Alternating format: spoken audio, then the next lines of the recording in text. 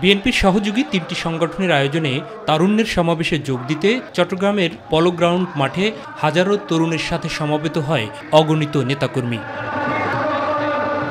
চট্টগ্রাম নগরী এবং পার্শ্ববর্তী জেলা উপজেলা থেকে আগত অংশগ্রহণকারীদের উদ্দেশ্যে প্রধান অতিথির বক্তব্যে সমৃদ্ধ বাংলাদেশ গড়ে তুলতে তরুণদের ভূমিকা রাখার আহ্বান জানান বিএনপি মহাসচিব।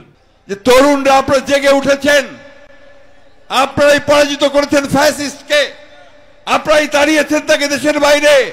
সেই তরুণরা আবার জেগে উঠুন, আপনার অধিকার আপনারা জোর করে কেড়ে নিন বন্ধুগণ। মানুষের গণতান্ত্রিক অধিকার ফিরিয়ে আনতে বিএনপি সংগ্রাম অব্যাহত রেখেছে বলেও জানান মির্জা ফখরুল ইসলাম আলমগীর। আমরা বাংলাদেশের 18 কোটি মানুষ এই আওয়ামী লীগকে দেখতে চাই না। হাসিনা পালিয়েছে তাই না, কিন্তু তার প্রেতাত্মারা এখনো আছে, তারা এখনো ষড়যন্ত্র করছে আমাদের এই দেশকে একটি গণতান্ত্রিক ব্যবস্থা ফিরিয়ে নিয়ে যেতে। তারা ঠিক সঠিকভাবে সেই কাজটা এখনো করতে পারছেন না।